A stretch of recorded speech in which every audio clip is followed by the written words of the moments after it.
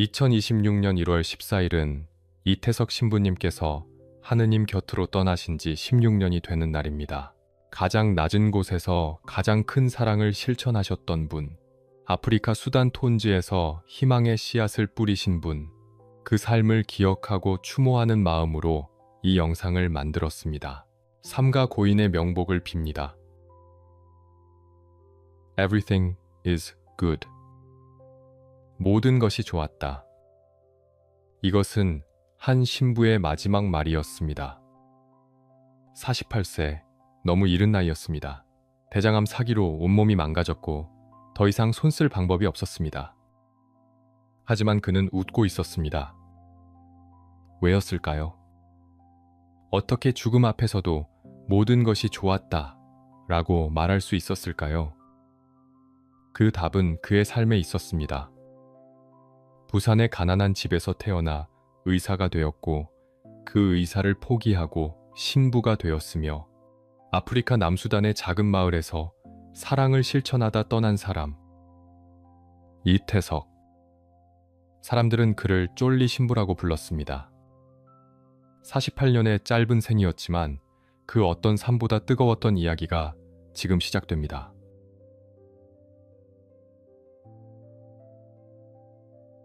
(1962년 10월 17일) 부산 서구 남부민동의 작은 집에서 한 아이가 태어났습니다. 이름은 이태석. 10명의 남매 중 9째였습니다. 집은 좁았고 가난했지만 사랑만큼은 넘쳤습니다. 형제들이 서로 장난치고 싸우며 웃음소리가 끊이지 않았고 아버지는 군인이었지만 집에 돌아오면 아이들을 끌어안아 주었습니다. 그리고 어머니는 늘 바쁘게 움직이며 10명의 아이들을 돌보았습니다.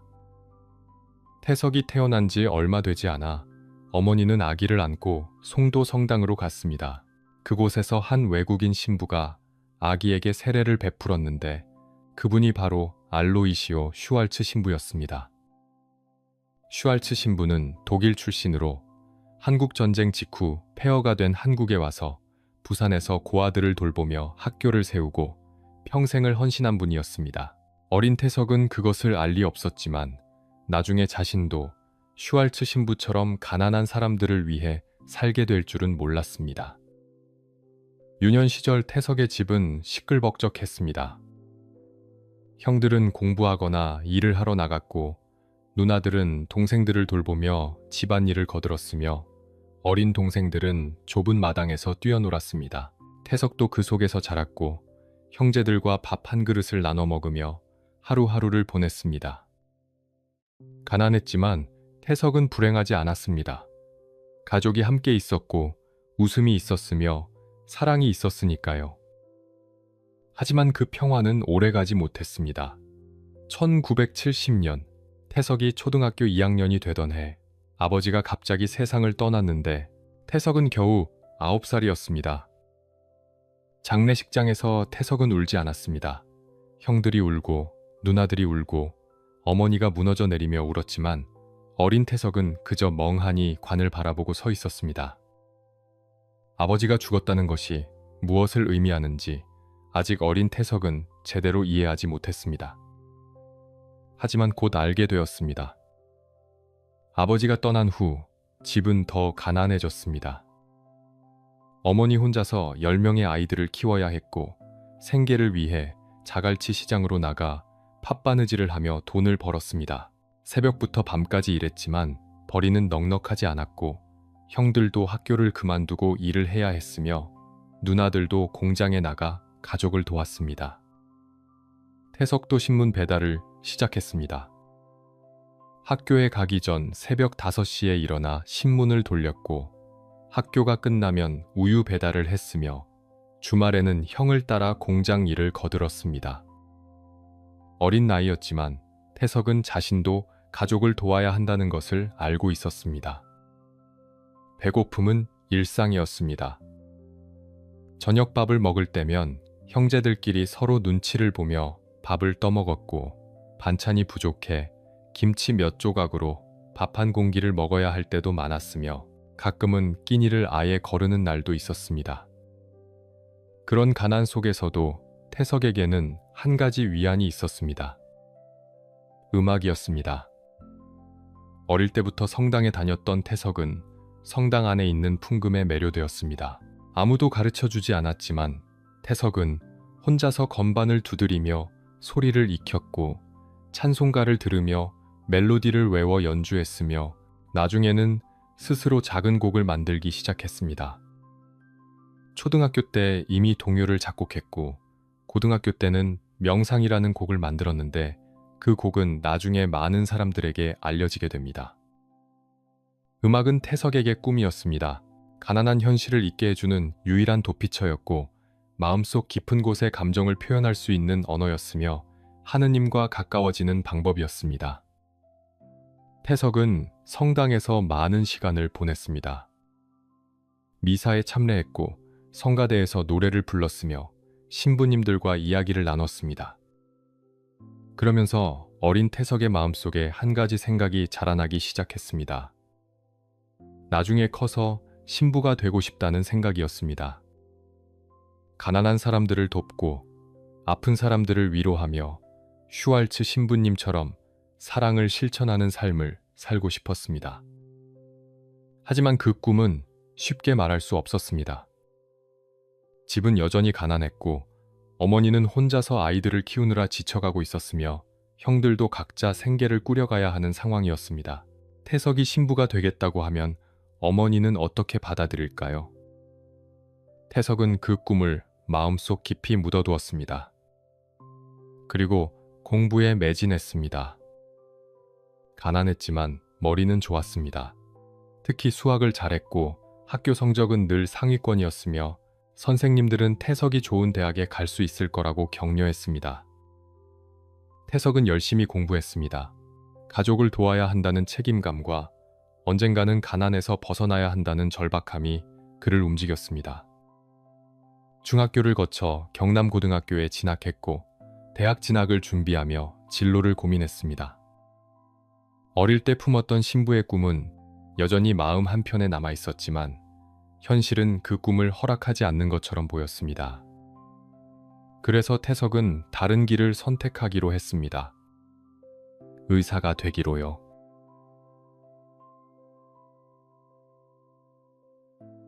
1981년 19살의 이태석은 인제대학교 의과대학에 합격했습니다. 가족들은 기뻐했습니다. 어머니는 눈물을 흘렸고 형들은 어깨를 두드리며 축하했습니다. 누나들은 이제 집안에 의사가 나온다며 자랑스러워했죠. 가난한 집에서 의대생이 나온다는 것은 기적 같은 일이었습니다. 하지만 태석 본인은 복잡했습니다. 물론 기뻤습니다. 의사가 되면 아픈 사람들을 치료할 수 있으니까요. 가족도 도울 수 있고 가난에서 벗어날 수도 있을 것 같았습니다. 하지만 마음 한편에는 여전히 그 옛날의 꿈이 남아 있었습니다. 신부가 되고 싶다는 꿈이요. 태석은 그 생각을 떨쳐냈습니다. 지금은 의대에 집중해야 할 때라고 스스로를 다독였습니다. 가족을 위해서라도 좋은 의사가 되어야 한다고 다짐했죠. 의대 생활은 고됐습니다. 공부량은 상상을 초월했습니다. 해부학, 생리학, 병리학, 양리학, 외워야 할 것도 많았고 이해해야 할 것은 더 많았습니다. 시험은 끊임없이 이어졌죠. 게다가 집은 여전히 가난했습니다. 등록금을 마련하는 것조차 버거웠습니다. 생활비는 스스로 해결해야 했기 때문에 태석은 낮에는 수업을 듣고 밤에는 과외를 하며 학비를 벌었습니다. 잠은 늘 부족했습니다. 하루에 서너 시간밖에 자지 못하는 날이 많았습니다. 밥을 제때 먹지 못해 속이 쓰렸고 몸은 늘 피곤했지만 태석은 포기하지 않았습니다. 힘들 때마다 어머니를 떠올렸습니다. 밤낮으로 바느질을 하며 10명의 아이들을 키운 어머니의 모습, 아버지가 돌아가신 후에도 절대 무너지지 않았던 어머니의 강인함을 생각하면 자신도 견뎌낼 수 있었습니다. 의대 친구들과도 잘 지냈습니다. 태석은 친구들 사이에서 인기가 많았습니다. 성격이 온화했고 남을 배려할 줄 알았거든요. 어려운 문제가 있으면 친구들을 도와주었는데 특히 수학을 잘했던 태석은 통계학이나 생리학 계산 문제를 어려워하는 친구들을 자주 도와주었습니다. 음악도 계속했습니다. 바쁜 의대 생활 속에서도 태석은 기타를 배웠습니다. 틈틈이 곡을 만들었고 성당에 나가 성가대 활동도 했죠. 음악은 태석에게 위안이었습니다. 힘든 현실에서 벗어날 수 있는 유일한 통로였거든요. 학년이 올라가면서 태석은 점점 의학에 깊이 빠져들었습니다. 특히 환자를 직접 대하는 임상 실습이 시작되면서 태석은 의사로서의 보람을 느끼기 시작했습니다. 아픈 사람들이 치료를 받고 회복하는 모습을 보면 뿌듯했습니다. 환자들이 고맙다고 말할 때면 가슴이 벅찼죠. 이 길이 맞는 것 같다는 생각이 들었습니다. 1987년 이태석은 인제대학교 의과대학을 졸업했습니다. 26살이었습니다. 의사 면허 시험을 치렀고 합격했습니다. 드디어 정식 의사가 되었죠. 가족들은 너무나 자랑스러워했습니다. 어머니는 기쁨에 겨워 눈물을 흘렸습니다. 형들은 이제 집안이 펴지겠다며 기뻐했고 막내 동생은 의사형을 부러운 눈으로 바라보았습니다. 졸업 후 태석은 곧바로 군에 입대했습니다. 의무병이 아닌 군의관으로 복무하게 되었는데 육군 12 사단과 군수사령부에서 2년 동안 근무했습니다. 군 생활은 힘들었지만 태석은 그곳에서도 최선을 다했습니다. 아픈 병사들을 치료했습니다. 밤늦게까지 환자를 돌보았고 동료 군의관들과 함께 응급 상황에 대처했습니다. 군에서도 태석은 인기가 많았습니다. 환자들을 친절하게 대했거든요. 진료를 성심껏 했고 병사들의 고민을 들어주고 위로해 주었습니다. 많은 병사들이 군 생활이 끝날 때까지 태석 군의관을 기억했습니다. 1989년 태석은 전역했습니다. 이제 28살, 본격적으로 의사로서의 인생을 시작할 나이였습니다. 병원에 취직할 수도 있었습니다. 전문의 과정을 밟을 수도 있었고 몇 년 후에는 개업을 해서 안정적인 미래를 꾸릴 수도 있었습니다. 모든 길이 열려 있었습니다. 하지만 태석의 마음속에는 여전히 그 목소리가 남아 있었습니다. 나중에 커서 신부가 되고 싶다. 어릴 때 품었던 그 꿈이었습니다. 전역 후 태석은 병원에서 일을 시작했습니다. 환자를 치료하는 것은 보람이 있었습니다. 하지만 무언가 부족한 것 같았습니다. 채워지지 않는 갈증이 있었고 밤마다 혼자 생각에 잠겼습니다. 의사로 평생을 살 것인가? 아니면 신부가 될 것인가? 태석은 고민했습니다. 깊은 고민이었습니다. 쉽게 결정할 수 없는 문제였고 가족들에게도 차마 말하지 못했습니다. 오랜 시간이 흘렀습니다. 그리고 1990년 태석은 마침내 결심했습니다. 의사를 그만두고 신부가 되기로요.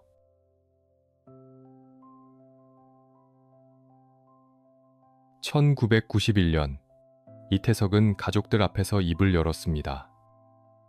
저 신부가 되고 싶습니다. 침묵이 흘렀습니다. 형들은 믿을 수 없다는 표정으로 태석을 바라보았고 누나들은 당황한 얼굴로 서로를 쳐다보았으며 어머니는 아무 말도 하지 못한 채 그저 아들을 바라보기만 했습니다.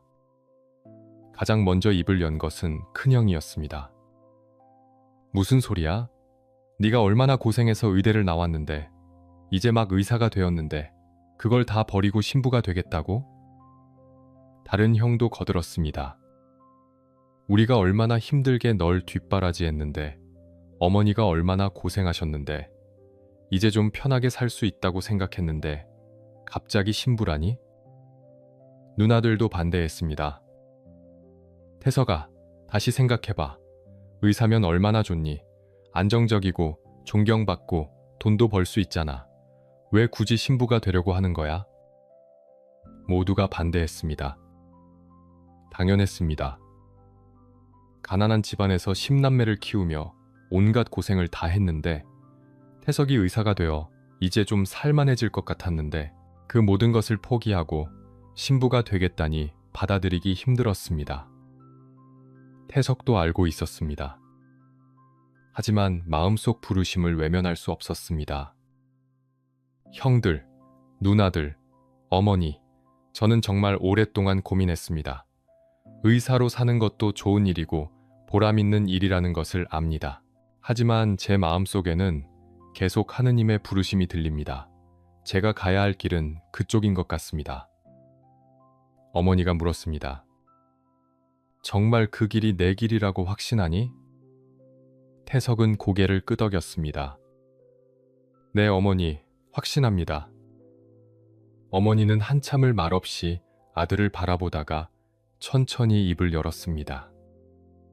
그래, 네가 그렇게까지 말한다면 어미가 뭐라 하겠니? 내 뜻대로 해라. 형들은 여전히 반대했지만 어머니의 허락이 떨어지자 더 이상 강하게 반대하지 못했습니다. 결국 가족들은 태석의 결정을 받아들였습니다. 1991년 3월, 이태석은 살레시오 수도회에 입회했습니다. 살레시오회는 이탈리아의 성 요한 보스코 신부가 세운 교육 수도회로 가난하고 버려진 청소년들을 교육하고 돌보는 것을 사명으로 하는 곳이었습니다. 태석에게 딱 맞는 곳이었습니다. 수도회에 입회한 후 태석의 삶은 완전히 달라졌습니다. 이른 새벽 기도로 하루를 시작했고 공동체 생활을 하며 형제들과 함께 기도하고 일했으며 저녁에는 묵상과 성경 공부로 하루를 마무리했습니다. 처음에는 적응이 쉽지 않았습니다. 개인 시간이 거의 없었고 모든 것을 공동체와 나눠야 했으며 자유롭게 외출할 수도 없었습니다. 의사로 일할 때보다 훨씬 더 엄격한 생활이었죠. 하지만 태석은 행복했습니다. 마음이 평안해졌고 하느님과 가까워지는 것을 느꼈으며 자신이 올바른 선택을 했다는 확신이 들었습니다. 광주 가톨릭대학교에서 신학을 공부하기 시작했습니다.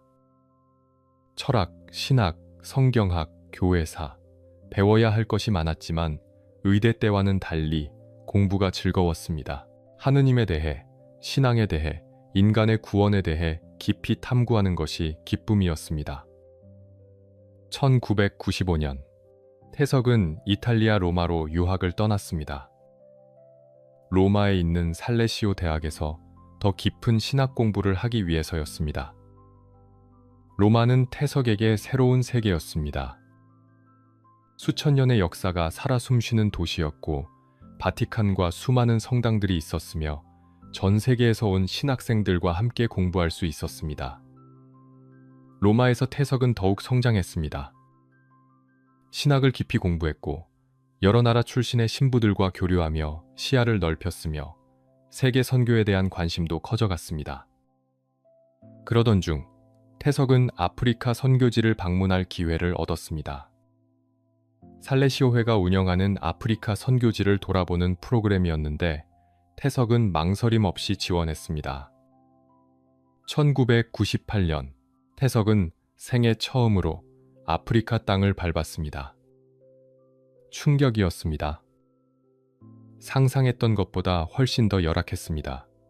물도 부족했고 전기도 없었으며 병원도 학교도 제대로 된 것이 없었습니다. 아이들은 굶주리고 있었고 질병이 만연했으며 교육의 기회조차 없었습니다. 태석은 그곳에서 한센병 환자 마을을 방문했습니다. 그곳의 광경은 평생 잊을 수 없는 것이었습니다. 썩어가는 살, 잘려나간 손가락과 발가락, 고통스러워하는 사람들. 하지만 그들의 눈빛은 살아있었습니다. 절망 속에서도 희망을 잃지 않으려는 눈빛이었습니다. 태석은 그날 밤 숙소로 돌아와 무릎을 꿇고 기도했습니다. 주님, 제가 가야 할 곳이 여기입니다. 이 사람들을 위해 제 삶을 바치고 싶습니다. 로마로 돌아온 후에도 태석은 아프리카를 잊을 수 없었습니다. 공부를 계속했지만 마음은 늘 아프리카에 가 있었고 언젠가 꼭 그곳으로 가서 일하고 싶다는 꿈을 품었습니다. 2000년 태석은 로마 유학을 마치고 한국으로 돌아왔습니다. 2001년 6월 16일 서울 명동대 성당에서 사제 서품식이 거행되었습니다. 당시 한국 천주교회의 큰 어른이셨던 김수환 추기경님께서 직접 주례를 맡으셨고, 태석은 다른 동기들과 함께 무릎을 꿇고 서품을 받았습니다. 그날 태석은 눈물을 흘렸습니다. 어릴 때부터 품었던 꿈이 이루어진 순간이었고, 의사라는 안정적인 길을 포기하고 선택한 이 길이 옳았다는 확신이 들었으며, 이제 진정한 삶이 시작된다는 것을 느꼈습니다. 서품 후 태석은 부산 송도본당에 배치되었습니다. 고향 부산이었습니다. 어린 시절 세례를 받았던 그곳이었습니다. 태석은 본당에서 열심히 사목 활동을 했습니다. 미사를 집전했고 신자들을 방문했으며 청소년들을 가르치고 상담했습니다. 하지만 마음 한편에는 여전히 아프리카가 남아 있었습니다. 2001년 가을, 태석은 수도회에 아프리카 선교 지원서를 제출했습니다. 몇 주 후 답변이 왔습니다.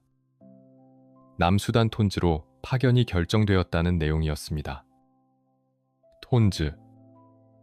지도에서도 찾기 힘든 작은 마을이었습니다. 20년 넘게 내전이 계속되고 있는 곳이었고, 세계에서 가장 가난한 지역 중 하나였습니다. 하지만 태석에게는 자신의 모든 것을 바칠 곳이었습니다.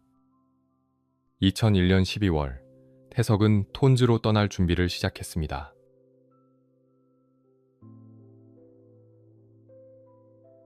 (2001년 12월 7일) 이태석은 남수단 톤즈에 도착했습니다.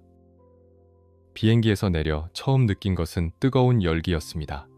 40도가 넘는 뜨거운 공기가 온몸을 감쌌습니다. 땀이 순식간에 온몸을 적셨습니다. 공항이라고 부르기도 민망한 작은 활주로였습니다. 건물도 제대로 없었습니다.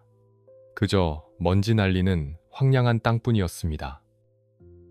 지프차를 타고 톤즈 마을로 향했습니다. 창밖으로 보이는 풍경은 충격적이었습니다. 아무것도 없었습니다. 나무 한 그루 제대로 자라지 않은 황폐한 땅이었습니다. 건물이라고 할 만한 것도 없었습니다. 진흙과 지프로 엮은 움막들만 여기저기 흩어져 있었고, 사람들은 그 안에서 살고 있었습니다. 도로도 없었습니다. 그저 흙길이었고 비가 오면 진흙탕이 되는 길이었습니다. 전기도 없었습니다. 물도 부족했습니다. 가장 가까운 우물까지 걸어서 1시간이 넘게 걸렸고, 그나마 그 물도 깨끗하지 않았습니다. 병원도 학교도 없었습니다. 20년 넘게 이어진 내전이 모든 것을 파괴했습니다. 정부군과 반군이 번갈아가며 마을을 점령했고, 사람들은 도망치고 돌아오기를 반복했으며, 그 과정에서 모든 시설이 무너졌습니다. 마을에 도착한 태석을 맞이한 것은 호기심 어린 눈빛들이었습니다. 아이들이 몰려왔습니다. 동양인을 처음 본다는 표정이었습니다. 태석의 옷을 만져보고 머리카락을 쳐다보며 신기해했습니다. 아이들은 너무 말랐습니다. 갈비뼈가 훤히 드러났고 배만 볼록 나와 있었으며 팔다리는 나뭇가지처럼 가늘었습니다. 옷도 제대로 입지 못했습니다. 누더기 같은 옷을 걸치고 있었고 신발을 신은 아이는 거의 없었습니다. 태석은 처음으로 두려움을 느꼈습니다. 내가 과연 여기서 무엇을 할 수 있을까? 너무 열악했습니다. 의사로서 일하려고 해도 약도 없고 장비도 없었습니다. 신부로서 사목을 하려고 해도 성당도 없었습니다. 아무것도 없는 이곳에서 무엇을 어떻게 시작해야 할지 막막했습니다. 며칠 후 태석은 한센병 환자 마을을 방문했습니다. 마을에서 10여 킬로미터 떨어진 곳에 한센병 환자들만 모여 사는 작은 마을이 있었습니다. 사람들이 두려워해서 아무도 가지 않는 곳이었습니다. 태석은 그곳으로 걸어갔습니다. 도착하자마자 냄새가 코를 찔렀습니다. 썩어가는 살 냄새, 고름 냄새, 오물 냄새가 뒤섞여 있었습니다. 환자들이 움막 밖으로 나왔습니다. 손가락이 잘려나간 사람, 발가락이 없는 사람, 얼굴이 변형된 사람들이었습니다. 상처에서는 고름이 흘러내렸고 붕대조차 제대로 감지 못한 채 그저 버려진 천조각으로 감싸고 있었습니다. 태석은 그 광경을 보고 순간 숨이 막혔습니다. 구역질이 올라왔습니다. 참으려 했지만 참을 수 없었습니다. 태석은 덤불 속으로 달려가 구토를 했습니다. 한참을 그렇게 서 있었습니다. 환자들은 태석을 바라보고 있었습니다. 실망한 표정이었습니다. 또 다른 사람이 자신들을 보고 도망치는 모습을 보고 있었습니다. 태석은 자책했습니다. 난 위선자였어. 사랑을 실천하겠다고, 가난한 사람들을 돕겠다고 말하면서 정작 이 사람들 앞에서 도망치다니. 부끄러웠습니다. 의사였고 신부였지만 막상 고통받는 사람들 앞에서는 아무것도 할 수 없는 겁쟁이였습니다. 그날 밤 태석은 무릎을 꿇고 기도했습니다. 주님, 저는 너무 약합니다. 이 사람들을 사랑한다고 말했지만 막상 그들 앞에서는 두려움에 떨고 있습니다. 저에게 힘을 주소서. 진정으로 이 사람들을 사랑할 수 있는 용기를 주소서. 다음날 아침, 태석은 다시 한센병 환자 마을로 갔습니다. 이번에는 도망치지 않았습니다. 환자들에게 다가갔습니다. 손을 잡았습니다. 처음에는 떨렸지만 점점 익숙해졌습니다. 상처를 살펴보고 깨끗한 물로 씻어주었으며 한국에서 가져온 약을 발라주었습니다. 환자들은 놀란 표정이었습니다. 지금껏 자신들의 손을 잡아준 사람이 없었기 때문입니다. 한 할머니가 태석의 손을 잡고 눈물을 흘렸습니다. 말은 통하지 않았지만 태석은 알 수 있었습니다. 고맙다는 의미였습니다. 그날부터 태석은 매일 한센병 환자 마을을 방문했습니다. 처음에는 힘들었습니다. 냄새도 힘들었고 광경도 충격적이었으며 할 수 있는 일이 너무 적었습니다. 하지만 점점 익숙해졌고 나중에는 그들이 사랑스러워졌습니다. 태석은 깨달았습니다. 진정한 사랑이란 아름다운 것만 사랑하는 게 아니라는 것을요. 추하고 더럽고 냄새나는 것까지 껴안는 것이 사랑이라는 것을요. 그것이 예수님의 사랑이었습니다. 태석은 본격적으로 일을 시작하기로 결심했습니다. 가장 먼저 필요한 것은 병원이었습니다. 아픈 사람들이 너무 많았습니다. 말라리아, 결핵, 콜레라, 각종 감염병이 만연했고 치료받지 못해 죽어가는 사람들이 매일 있었습니다. 태석은 한국에 편지를 쓰기 시작했습니다. 친구들에게, 은사 신부님들에게, 아는 사람들에게 톤지의 상황을 알렸습니다. 도움을 요청했습니다. 답장이 오기 시작했습니다. 후원금이 조금씩 모였습니다. 태석은 마을 사람들과 함께 벽돌을 굽기 시작했습니다. 흙을 빚어 벽돌을 만들고 햇볕에 말렸으며 하나하나 쌓아 올렸습니다. 병원을 짓기 시작했습니다.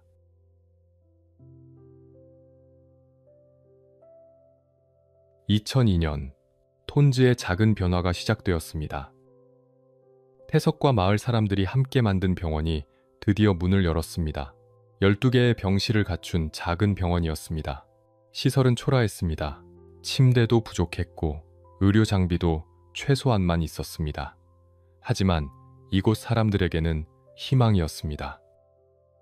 병원 문을 연 첫날부터 환자들이 몰려왔습니다. 아침 일찍부터 사람들이 줄을 섰습니다. 말라리아에 걸린 아이, 결핵으로 기침하는 노인, 콜레라로 탈수 증세를 보이는 여인들이 찾아왔습니다. 태석은 혼자였습니다. 간호사도 없었고 보조 인력도 없었습니다. 모든 것을 혼자 해야 했습니다. 진료를 보고, 주사를 놓고, 약을 조제하고, 상처를 치료했습니다. 하루에 200명에서 300명의 환자를 봤습니다. 쉴 틈이 없었습니다. 아침 6시에 진료를 시작해서 밤 10시가 넘어서야 끝났습니다. 밥 먹을 시간도 제대로 없었습니다. 화장실 갈 시간조차 아까웠습니다. 몸은 지쳤지만 마음은 충만했습니다. 환자들이 치료를 받고 회복하는 모습을 보면 보람을 느꼈습니다. 죽어가던 아이가 살아나고 고통스러워하던 사람이 웃음을 되찾는 모습을 볼 때마다 감사했습니다. 하지만 병원만으로는 부족했습니다. 병을 치료하는 것도 중요했지만 근본적인 변화를 위해서는 교육이 필요했습니다. 아이들이 글을 읽고 쓸 줄 알아야 했고 계산을 할 줄 알아야 했으며 세상에 대해 배워야 했습니다. 톤즈에는 학교가 없었습니다. 내전 전에 있던 학교는 완전히 파괴되었고 선생님들도 모두 떠났으며 아이들은 교육의 기회조차 없이 자라고 있었습니다. 태석은 결심했습니다. 학교를 세우기로요. 2003년부터 학교 건설이 시작되었습니다. 역시 벽돌을 굽고 쌓는 것부터 시작했습니다. 마을 사람들이 함께 일했습니다. 태석도 낮에는 병원에서 환자를 보고 저녁에는 건축 현장에 나가 벽돌을 날랐습니다. 몇 달 후 작은 학교가 완성되었습니다. 교실 4개짜리 작은 건물이었습니다. 책걸상도 제대로 없었습니다. 칠판도 나무판에 검은 페인트를 칠한 것이었습니다. 하지만 충분했습니다. 학교 문을 열자 아이들이 몰려왔습니다. 처음에는 40명 정도였습니다. 곧 100명이 넘었고 1년 후에는 200명이 넘었습니다. 모두 배우고 싶어하는 아이들이었습니다. 문제가 있었습니다. 선생님이 없었습니다. 톤즈에는 제대로 교육받은 사람이 거의 없었습니다. 글을 읽을 줄 아는 사람조차 드물었습니다. 태석은 직접 교실에 들어갔습니다. 수학을 가르쳤습니다. 의대 때부터 수학을 잘했던 태석은 아이들에게 기초 산수부터 가르치기 시작했습니다. 처음에는 쉽지 않았습니다. 아이들은 1부터 10까지 세는 것도 어려워했습니다. 더하기와 빼기 개념을 이해하는데도 시간이 오래 걸렸습니다. 하지만 태석은 인내심을 가지고 가르쳤습니다. 한 명 한 명 이름을 외웠고 이해할 때까지 반복해서 설명했으며 잘했을 때는 칭찬을 아끼지 않았습니다. 아이들은 조금씩 변해갔습니다. 처음에는 학교가 뭔지도 몰랐던 아이들이 글을 읽기 시작했습니다. 계산을 할 줄 알게 되었습니다. 질문을 하고 토론하고 생각하기 시작했습니다. 태석은 수학만 가르친 게 아니었습니다. 음악도 가르쳤습니다. 어릴 때부터 음악을 사랑했던 태석은 음악이 사람의 마음을 치유한다는 것을 알고 있었습니다. 전쟁과 가난으로 상처받은 아이들에게 음악은 희망이었습니다. 처음에는 노래를 가르쳤습니다. 아이들과 함께 찬송가를 불렀고 동요를 불렀으며 태석이 직접 만든 곡도 불렀습니다. 아이들은 음악을 좋아했습니다. 노래를 부를 때만큼은 전쟁의 기억을 잊을 수 있었습니다. 2005년 태석은 더 큰 꿈을 꾸었습니다. 브라스 밴드를 만들기로 한 것입니다. 주변 사람들은 말했습니다. 여기는 먹을 것도 부족한데 무슨 악기냐고, 살아남는 것도 힘든데 음악이 무슨 소용이냐고 했습니다. 하지만 태석은 확신했습니다. 음악은 사치가 아니라 필수라고요. 인간이 인간답게 살기 위해서는 빵만으로는 부족하다고요. 문제는 악기였습니다. 톤즈에는 악기가 없었습니다. 살 돈도 없었고 살 곳도 없었습니다. 태석은 한국에 있는 친구들에게 편지를 썼습니다. 톤즈 아이들을 위한 브라스 밴드를 만들고 싶다고 악기를 보내줄 수 있겠냐고 부탁했습니다. 몇 달 후 한국에서 큰 상자들이 도착했습니다. 트럼펫, 트롬본, 색소폰, 클라리넷, 드럼이 들어있었습니다. 중고 악기였지만 아이들에게는 보물이었습니다. 아이들은 처음 보는 악기에 눈을 반짝였습니다. 태석은 한 명 한 명에게 악기를 나눠주었습니다. 트럼펫 잡는 법부터 가르쳤고 입술로 소리내는 법을 알려주었으며 음계를 연습시켰습니다. 처음에는 깡통을 두드리고 나무로 만든 악기로 연습했던 아이들이었습니다. 이제 진짜 악기를 손에 쥐었습니다. 연습은 매일 이어졌습니다. 아침에는 학교에서 공부하고 오후에는 운동장에서 브라스 밴드 연습을 했습니다. 태석이 직접 지휘를 했습니다. 삐걱거리는 소리가 나왔습니다. 박자가 맞지 않았습니다. 음이 틀렸지만 아이들은 포기하지 않았고 태석도 포기하지 않았습니다. 몇 달이 지나자 변화가 보였습니다. 소리가 조금씩 맞아 떨어지기 시작했습니다. 멜로디가 들렸고 화음이 만들어졌습니다. 2005년 말 첫 연주회가 열렸습니다. 마을 광장에 사람들이 모였습니다. 아이들은 떨리는 손으로 악기를 들었으며 태석은 앞에 서서 지휘봉을 들었습니다. 연주가 시작되었습니다. 첫 음이 울려 퍼졌습니다. 트럼펫 소리가 하늘로 올라갔고 트럼본이 그 뒤를 따랐으며 드럼이 리듬을 만들었습니다. 완벽하지는 않았습니다. 여전히 삐걱거리는 부분도 있었고 박자가 어긋나는 순간도 있었습니다. 하지만 아름다웠습니다. 전쟁밖에 몰랐던 이 땅에서 굶주림과 질병만 있던 이곳에서 음악이 울려 퍼진다는 것 자체가 기적이었습니다. 사람들은 울었습니다. 태석도 울었습니다. 꿈이 현실이 되는 순간이었습니다.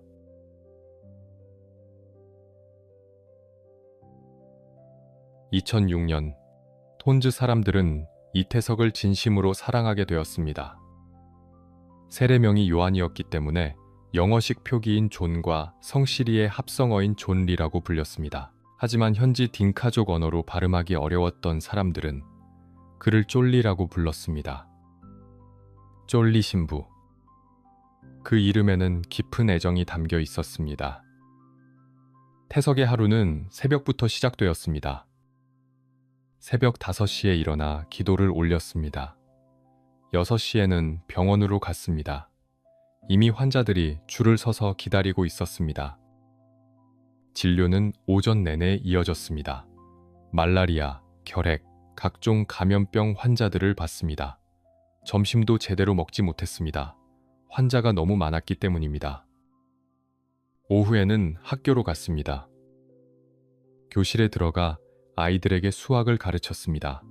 칠판에 문제를 쓰고 아이들이 이해할 때까지 설명했으며 숙제를 검사하고 새로운 개념을 가르쳤습니다. 수업이 끝나면 브라스밴드 연습이 시작되었습니다. 운동장에 아이들이 모였습니다. 악기를 나눠주고 자리를 잡고 태석은 앞에 서서 지휘봉을 들었습니다. 자, 시작해볼까요? 음악이 흘러나왔습니다. 처음보다 훨씬 나아진 소리였습니다. 아이들의 실력이 점점 늘고 있었습니다. 저녁에는 다시 병원으로 돌아갔습니다. 낮에 오지 못한 환자들이 기다리고 있었습니다. 밤 10시가 넘어서야 진료가 끝났고 그제야 저녁을 먹었으며 자정이 되어서야 잠자리에 들었습니다. 하루 20시간 가까이 일했습니다. 몸은 지쳤지만 마음은 행복했습니다. 환자들의 감사 인사, 아이들의 웃음, 브라스밴드의 연주 소리가 태석을 행복하게 했습니다. 톤즈는 조금씩 변해가고 있었습니다. 병원이 생기면서 사람들이 치료를 받을 수 있게 되었습니다. 사망률이 줄었습니다. 특히 아이들의 생존율이 크게 높아졌습니다. 학교가 생기면서 아이들이 교육받을 수 있게 되었습니다. 글을 읽고 쓸 줄 아는 아이들이 늘었습니다. 세상에 대해 배우고 꿈을 꾸기 시작했습니다. 브라스밴드는 점점 유명해졌습니다. 톤즈뿐만 아니라 주변 마을에도 소문이 퍼졌습니다. 쫄리 신부가 만든 음악대라는 이야기가 전해졌고 사람들은 연주를 들으러 찾아왔습니다. 2007년 브라스밴드는 처음으로 톤즈 밖으로 나갔습니다. 수도 주바에서 열린 평화 기념 행사에 초청받은 것입니다. 아이들은 처음 톤즈를 벗어났습니다. 트럭을 타고 이틀을 달려 주바에 도착했습니다. 무대에 올랐습니다. 수백 명의 사람들이 지켜보는 가운데 아이들은 악기를 들었습니다. 연주가 시작되었습니다. 관중들은 숨을 죽이고 들었습니다. 전쟁으로 찢긴 나라, 가난과 절망만 있던 땅에서 이런 음악이 나온다는 것이 믿기지 않았습니다. 연주가 끝나자 기립박수가 터져나왔습니다. 아이들은 울었습니다. 태석도 울었습니다. 그날 밤 아이들은 태석에게 말했습니다. 신부님, 우리 계속 음악 할 수 있죠? 계속 가르쳐 주실 거죠? 태석은 아이들을 끌어안으며 대답했습니다. 물론이죠. 우리 함께 계속 연주합시다. 태석은 아이들을 위해 직접 곡도 작곡했습니다. 가장 유명한 곡이 친구가 되어 주실래요? 였습니다. 가사는 단순했습니다. 하지만 그 안에는 깊은 의미가 담겨 있었습니다. 친구가 되어 주실래요? 우리 함께 걸어가요. 외롭지 않게, 슬프지 않게. 그것은 태석이 톤즈 사람들에게 전하고 싶었던 메시지였습니다. 너희는 혼자가 아니야. 나는 너희의 친구야. 함께 가자. 아이들은 그 노래를 부르며 자랐습니다.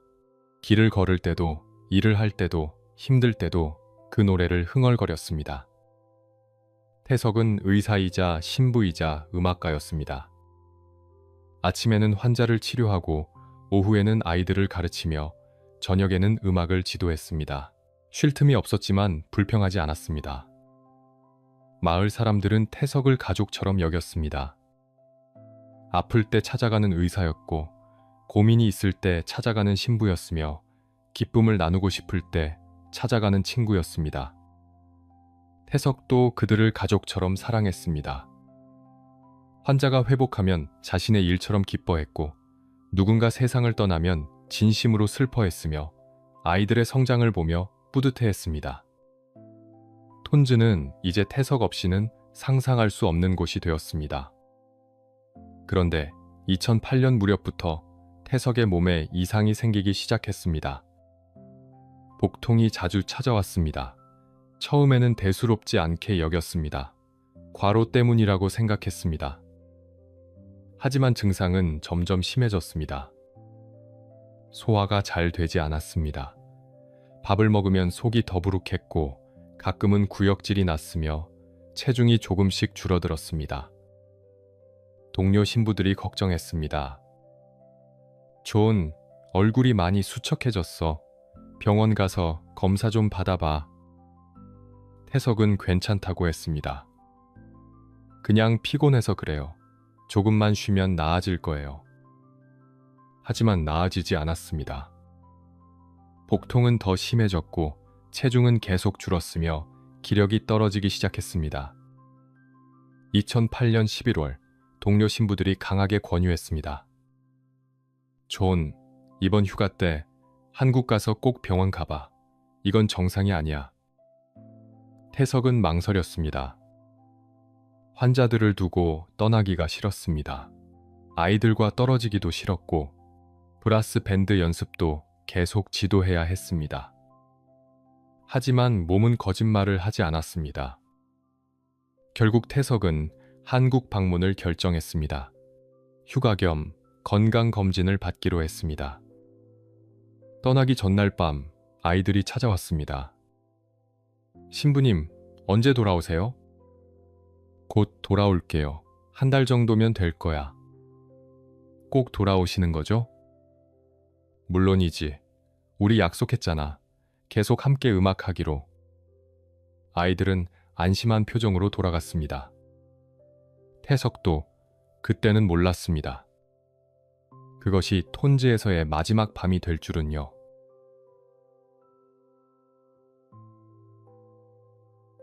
(2008년 11월) 이태석은 8년 만에 한국 땅을 밟았습니다.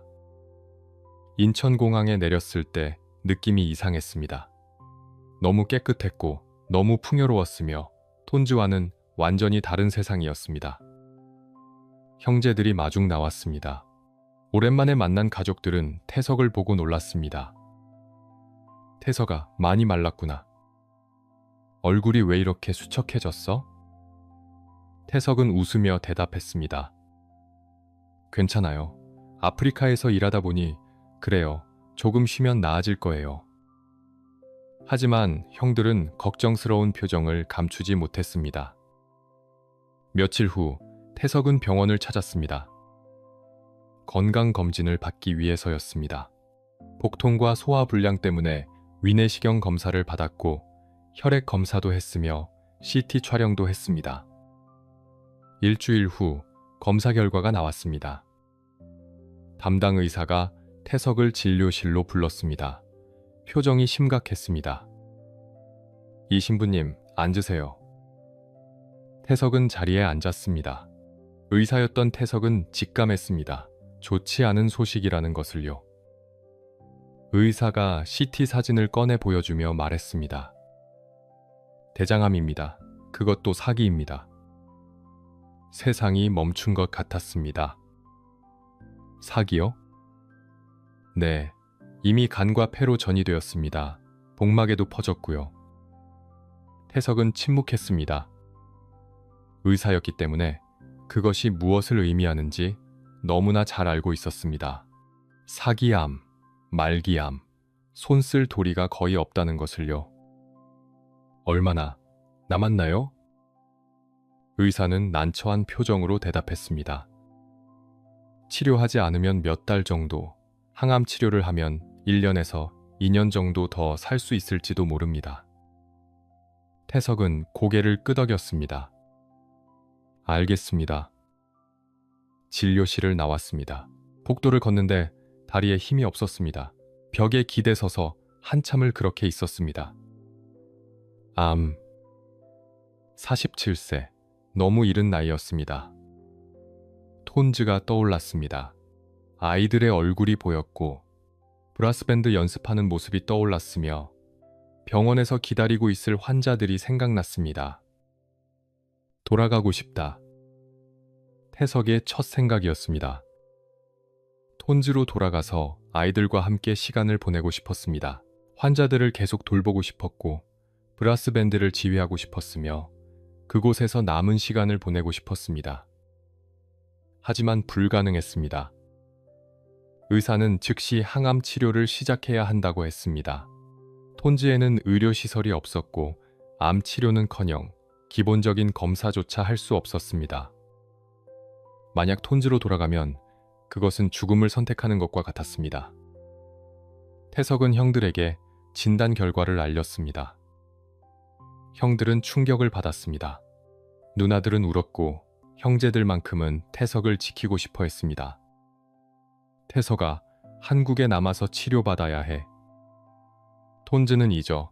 지금은 내 건강이 우선이야. 태석은 고민했습니다. 며칠 밤을 잠 못 이루며 기도했습니다. 하느님께 물었습니다. 주님, 제가 어떻게 해야 합니까? 톤즈 사람들은 어떻게 합니까? 아이들은요? 답은 오지 않았습니다. 하지만 태석은 알고 있었습니다. 살아야 한다는 것을요. 지금 죽으면 안 된다는 것을요. 톤즈 아이들을 위해서라도 살아야 했습니다. 치료를 받고 회복해서 다시 돌아가야 했습니다. 2008년 12월, 태석은 결정을 내렸습니다. 한국에 남아 치료받기로요. 톤즈에 전화를 걸었습니다. 동료 신부에게 상황을 설명했습니다. 미안합니다. 조금 더 늦어질 것 같습니다. 건강 문제가 생겨서. 상세한 내용은 말하지 않았습니다. 암이라는 말은 차마 할 수 없었습니다. 아이들에게 편지를 썼습니다. 얘들아, 미안해. 생각보다 한국에 오래 있어야 할 것 같아. 하지만 걱정하지 마. 꼭 다시 돌아갈게. 그때까지 열심히 연습하고 있어. 약속할게. 편지를 쓰면서 눈물이 났습니다. 과연 다시 돌아갈 수 있을까요? 아이들을 다시 만날 수 있을까요? 2009년 1월, 항암 치료가 시작되었습니다. 서울의 한 대학병원에 입원했습니다. 항암제를 투여받았습니다. 지옥이었습니다. 항암제가 몸속으로 들어오는 순간부터 온몸이 뒤틀렸습니다. 구역질이 밀려왔고 머리가 깨질 듯 아팠으며 온몸의 관절이 쑤셨습니다. 머리카락이 빠지기 시작했습니다. 아침에 일어나면 베개에 머리카락이 수북이 쌓여 있었습니다. 식욕이 완전히 사라졌습니다. 밥을 입에 넣으면 모래를 씹는 것 같았고 물조차 삼키기 힘들었습니다. 체중이 급격히 줄었습니다. 50kg 되었던 몸무게가 40kg대로 떨어졌습니다. 밤마다 고통에 잠들지 못했습니다. 하지만 태석은 불평하지 않았습니다. 병문안 온 사람들에게 웃으며 말했습니다. 괜찮아요. 이 정도는 견딜만해요. 하느님께서 함께 하시니까 두렵지 않아요. 병실 창밖을 바라보며 톤즈를 생각했습니다. 지금쯤 아이들은 뭘 하고 있을까? 브라스밴드 연습은 계속하고 있을까? 병원에 환자들은 많이 오고 있을까? 편지가 왔습니다. 톤즈에서 온 편지였습니다. 아이들이 쓴 편지였습니다. 신부님, 보고 싶어요. 언제 돌아오세요? 우리 기다리고 있어요. 브라스밴드 연습 열심히 하고 있어요. 신부님께 들려드리고 싶어요. 신부님, 저 의사가 되고 싶어요. 신부님처럼 아픈 사람들을 돕고 싶어요. 편지를 읽으며 태석은 울었습니다. 아이들이 그리웠습니다. 톤즈가 그리웠고 그곳의 뜨거운 햇살과 먼지 날리는 바람이 그리웠으며 환자들의 감사 인사가 그리웠습니다. 다시 돌아가고 싶다. 제발 살게 해주세요. 태석은 간절히 기도했습니다.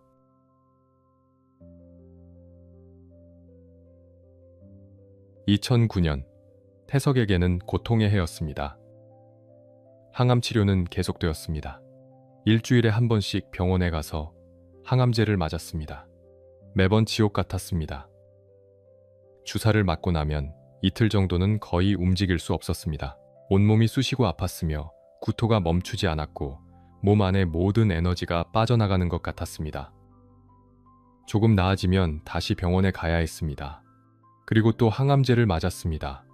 이 악순환이 반복되었습니다. 몸무게는 계속 줄었습니다. 45kg, 40kg, 한때 60kg이 넘었던 몸이 앙상하게 말라갔습니다. 갈비뼈가 드러났고 팔다리는 나뭇가지처럼 가늘어졌으며 옷이 헐렁해졌습니다. 거울을 보면 낯선 사람이 보였습니다. 머리카락은 모두 빠졌고 얼굴은 창백했으며 눈은 움푹 들어갔습니다. 이것이 정말 나인가 싶었습니다. 그래도 태석은 웃었습니다. 병문안을 온 사람들 앞에서는 항상 미소를 지었습니다. 아픈 내색을 하지 않았고 오히려 찾아온 사람들을 위로했으며 농담도 잊지 않았습니다. 제 새로운 헤어스타일 어때요? 빡빡이도 나쁘지 않죠? 이렇게 살 빠지니까 좋네요. 다이어트 성공했어요. 사람들은 웃었지만 돌아서면 울었습니다. 태석의 강인함에 감동하면서도 그의 고통을 보며 마음 아파했습니다. 동료 신부들이 자주 찾아왔습니다. 함께 기도했고 성경을 읽었으며 톤즈 이야기를 나눴습니다. 존, 톤즈는 잘 돌아가고 있어. 걱정하지 마. 아이들이 계속 편지 보내. 네가 돌아오기만 기다리고 있어. 브라스 밴드도 계속하고 있대. 실력이 많이 늘었다던데? 태석은 그 이야기를 들으며 힘을 얻었습니다. 톤즈에서 편지가 계속 왔습니다. 한 달에 서너 통씩 왔습니다. 아이들이 쓴 편지, 마을 사람들이 보낸 편지, 함께 일하던 선생님들의 편지였습니다. 태석은 편지를 한 장 한 장 소중히 읽었습니다. 신부님, 우리 열심히 공부하고 있어요. 수학 시험에서 100점 맞았어요. 신부님께 보여드리고 싶어요. 브라스밴드 3곡 연습하고 있어요. 신부님 돌아오시면 연주해드릴게요. 신부님, 저희 잊지 않으셨죠? 꼭 돌아와 주세요. 편지를 읽을 때마다 태석은 눈물을 흘렸습니다. 아이들이 보고 싶었습니다. 톤즈가 그리웠습니다. 다시 그곳으로 돌아가 아이들을 가르치고 환자를 돌보고 브라스밴드를 지휘하고 싶었습니다. 하지만 몸은 점점 나빠지고 있었습니다. 2009년 봄, 검사 결과가 나왔습니다. 암이 더 퍼졌습니다. 항암 치료에도 불구하고 암세포는 계속 자라고 있었습니다. 의사는 솔직하게 말했습니다. 더 이상 치료 효과가 없는 것 같습니다. 다른 항암제로 바꿔볼 수는 있지만 의사의 표정이 모든 것을 말해주고 있었습니다. 태석은 알았습니다. 시간이 얼마 남지 않았다는 것을요. 그때 한 출판사에서 연락이 왔습니다. 신부님의 이야기를 책으로 남기면 어떨까요? 톤즈에서의 경험, 아이들과의 추억을 글로 써주시면 많은 사람들에게 감동을 줄 수 있을 것 같습니다. 태석은 망설였습니다. 자신의 이야기를 쓴다는 것이 쑥스러웠습니다. 거창한 일을 한 것도 아닌데, 단지 주어진 일을 했을 뿐인데 책을 쓴다는 것이 부담스러웠습니다. 하지만 생각을 바꿨습니다. 내 이야기가 아니라 톤즈 아이들의 이야기를 쓰는 거야. 그 아이들의 삶, 그들의 꿈을 사람들에게 알리는 거지. 태석은 책을 쓰기로 했습니다. 병상에서 노트북을 열었습니다. 손가락에 힘이 없어 타이핑하기 힘들었지만 조금씩 글을 써내려갔습니다.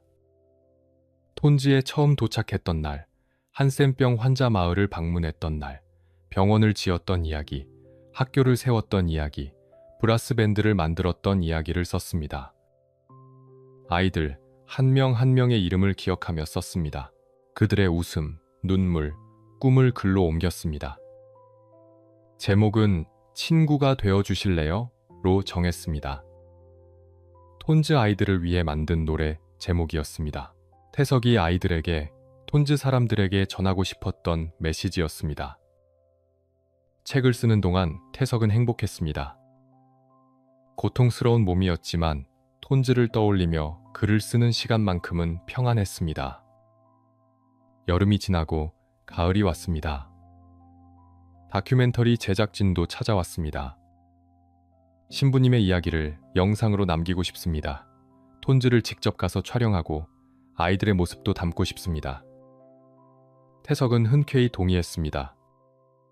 좋습니다. 하지만 저를 주인공으로 만들지는 마세요. 톤즈 아이들이 주인공입니다. 그 아이들의 삶, 그들의 꿈을 보여주세요. 제작진은 톤즈로 떠났습니다. 몇 주 후 촬영 영상을 가지고 돌아왔습니다. 태석은 병실에서 그 영상을 봤습니다. 화면에 톤즈가 펼쳐졌습니다. 병원이 보였고 학교가 보였으며 아이들이 브라스 밴드를 연주하는 모습이 보였습니다. 아이들은 자랐습니다. 태석이 떠난 지 1년 만에 훨씬 성숙해 보였습니다. 한 아이가 카메라를 향해 말했습니다. 쫄리 신부님, 보고 싶어요. 빨리 돌아와 주세요. 우리 기다리고 있어요. 태석은 울었습니다. 다시 만날 수 있을까요? 다시 그 아이들을 안아줄 수 있을까요? 가을이 깊어갔습니다. 태석의 책, 친구가 되어주실래요?가 출간되었습니다. 책은 사람들에게 큰 감동을 주었습니다. 서점에서 베스트셀러가 되었고 많은 사람들이 읽었으며 톤즈를 돕겠다는 사람들이 나타나기 시작했습니다. 후원금이 모였습니다. 톤즈 학교를 위한 기부금, 병원 운영비, 아이들의 장학금이 모였습니다. 태석은 기뻤습니다. 자신이 죽어도 톤즈는 계속될 것 같았습니다. 누군가 도움의 손길을 내밀고 있었고 아이들의 미래는 밝아 보였습니다. 겨울이 왔습니다. 2009년 12월 태석의 상태가 급격히 악화되었습니다.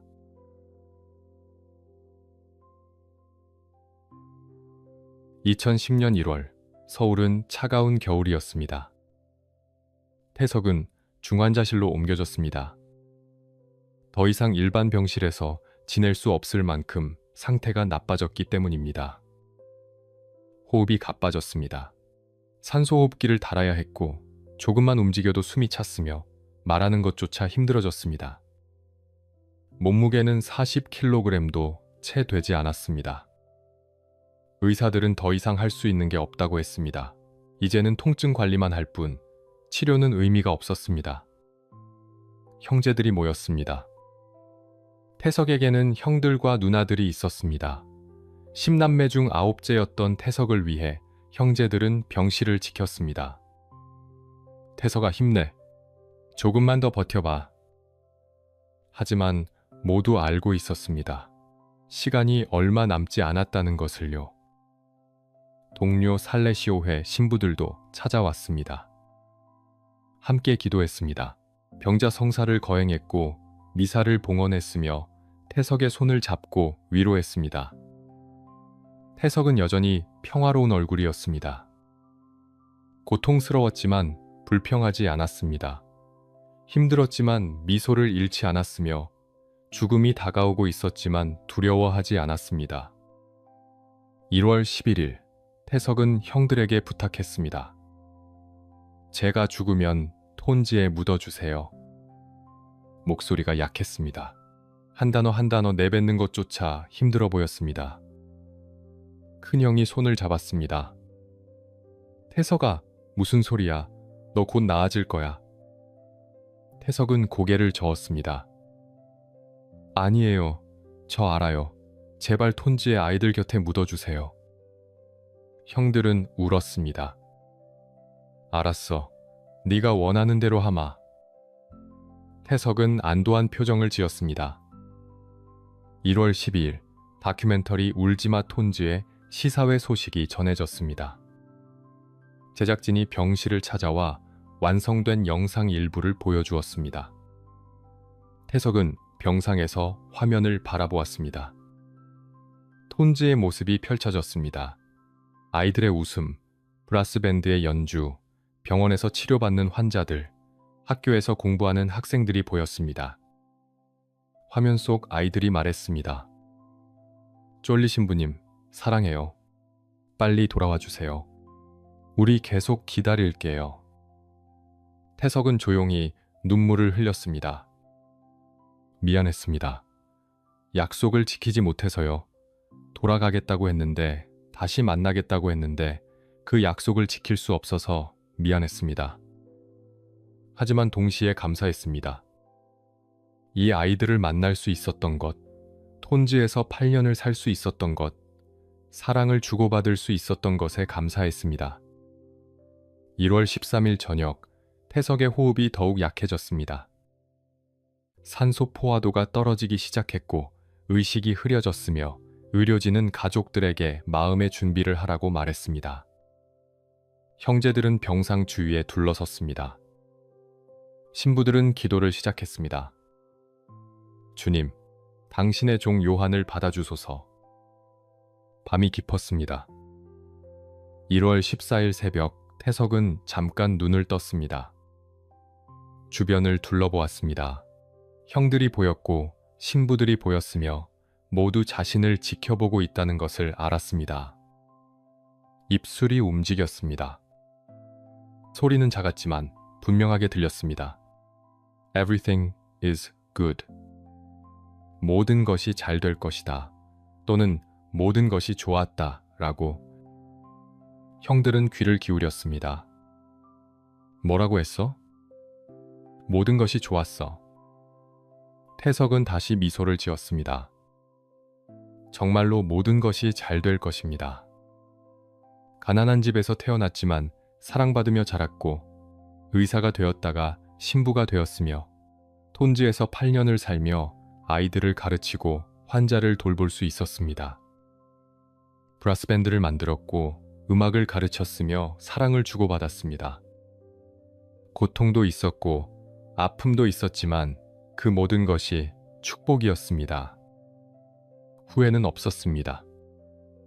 오전 5시 35분, 태석의 호흡이 멈췄습니다.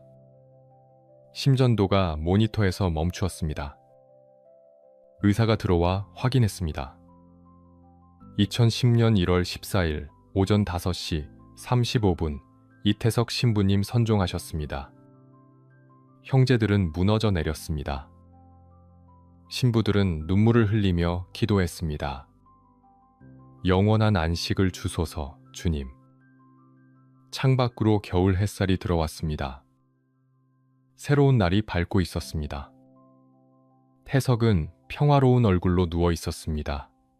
고통의 흔적은 사라지고 편안한 미소만 남아 있었습니다. 48년의 짧은 생이 끝났습니다. 하지만 끝이 아니었습니다. 그가 남긴 사랑은 이제 막 시작되고 있었습니다. 소식은 빠르게 퍼져나갔습니다. 톤지에도 전해졌습니다. 아이들은 믿을 수 없다는 표정으로 소식을 들었습니다. 어떤 아이는 울었고 어떤 아이는 말없이 하늘만 바라보았으며 어떤 아이는 브라스밴드 악기를 꺼내 들고 슬픈 곡을 연주했습니다. 마을 사람들도 슬퍼했습니다. 쫄리가 떠났다. 우리의 친구가 떠났다. 하지만 그들은 알고 있었습니다. 쫄리 신부는 몸은 떠났지만 그의 사랑은 여전히 톤즈에 남아있다는 것을요. 장례 미사는 1월 18일 명동 대성당에서 거행되었습니다. 1,500명이 넘는 사람들이 참석했습니다. 놀라운 것은 그중 대부분이 태석을 직접 만난 적이 없는 사람들이었다는 것입니다. 책을 읽고 감동받은 사람들, 다큐멘터리 소식을 듣고 온 사람들, 그의 삶에 영감을 받은 사람들이었습니다. 천주교 신자뿐만 아니라 개신교 신자도, 불교 신자도, 종교가 없는 사람들도 찾아와 고개를 숙였습니다. 관이 운구되었습니다. 사람들은 조용히 따라갔고 누군가 노래를 부르기 시작했습니다. 친구가 되어 주실래요? 우리 함께 걸어가요. 태석이 톤즈 아이들을 위해 만든 노래였습니다. 그 노래가 서울 거리에 울려 퍼졌습니다.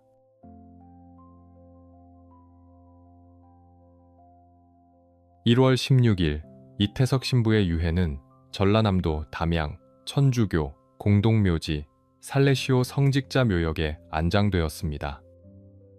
톤즈에 묻어달라는 태석의 유언이 있었지만 당시 남수단은 여전히 불안정했습니다. 수도회는 일단 한국에 안장하기로 결정했습니다. 수천 명이 장례에 참석했습니다. 신자뿐만 아니라 비신자도 왔고 천주교인뿐만 아니라 개신교인과 불교 신자도 왔으며 태석을 직접 만난 적 없는 사람들도 왔습니다. 책 친구가 되어 주실래요? 를 읽고 감동받은 사람들이었습니다. 다큐멘터리 소식을 듣고 찾아온 사람들이었고 그의 삶에 영감을 받은 사람들이었습니다. 관이 내려갔습니다. 사람들은 조용히 눈물을 흘렸고 누군가 친구가 되어 주실래요? 를 부르기 시작했으며 그 노래가 담양의 하늘에 울려 퍼졌습니다. 톤즈에서도 추도 미사가 열렸습니다. 마을 사람들이 모두 모였습니다. 아이들은 브라스밴드 악기를 들고 나왔고 선생님들과 환자들, 모든 사람이 함께 쫄리 신부를 추모했습니다. 한 아이가 말했습니다. 쫄리 신부님은 떠나지 않았어요. 우리 마음속에 영원히 살아계실 거예요. 맞는 말이었습니다. 태석은 떠났지만 그가 남긴 것들은 여전히 살아 있었습니다. 병원은 계속 환자를 받았습니다. 태석이 떠난 후에도 다른 의사들이 찾아왔고 한국에서 의료진이 파견되었으며 병원은 더욱 확장되었습니다. 학교도 계속 아이들을 가르쳤습니다. 교실이 늘어났고 선생님들이 더 많아졌으며 더 많은 아이들이 교육의 기회를 얻었습니다. 브라스밴드는 계속 연주했습니다. 태석이 가르쳤던 아이들이 이제 후배들을 가르쳤습니다. 악기를 잡는 법을 알려주고 연습을 시키며 음악의 기쁨을 나눴습니다. 돈 보스코 브라스밴드는 이제 남수단 전역에서 유명해졌습니다. 평화 행사에 초청받았고 다른 나라에서도 공연을 했으며 전쟁의 상처를 음악으로 치유하는 희망의 상징이 되었습니다.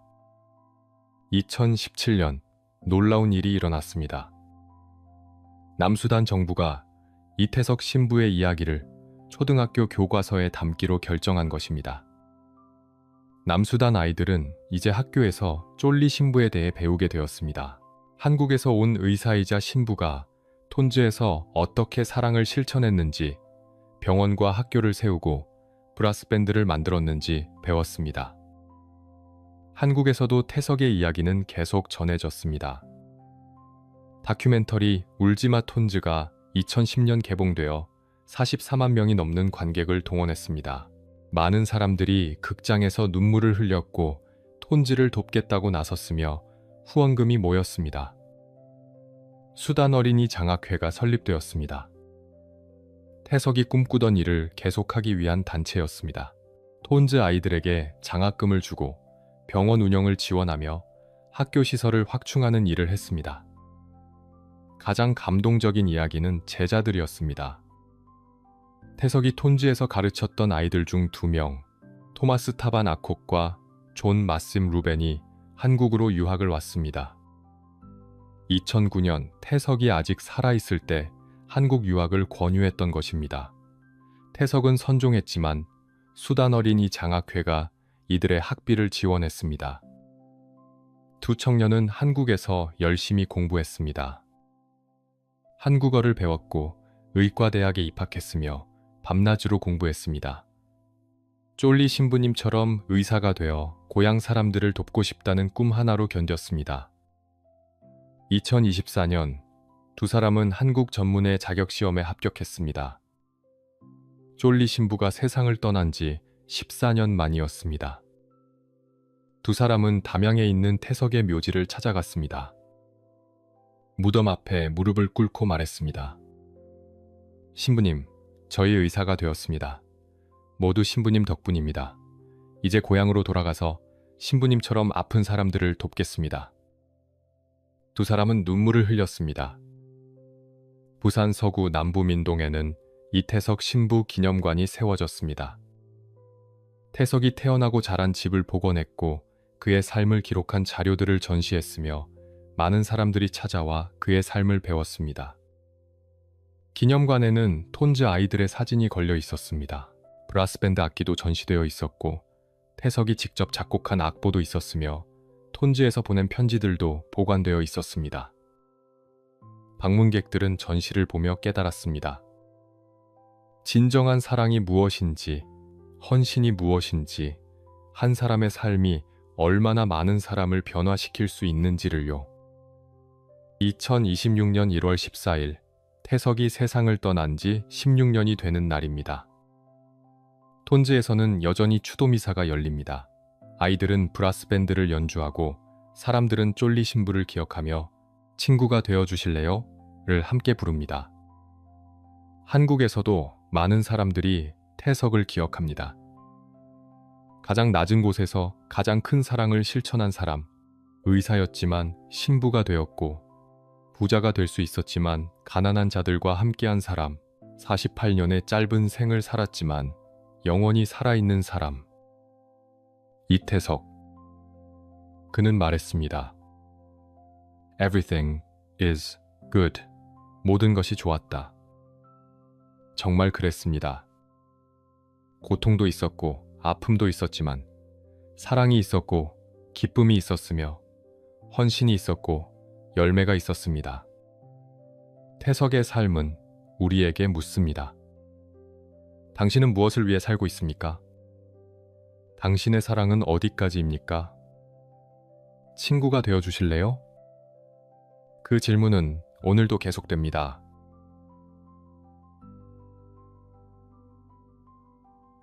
(2026년 1월 14일은) 이태석 신부님께서 하느님 곁으로 떠나신 지 16년이 되는 날입니다. 16년이라는 시간이 흘렀습니다.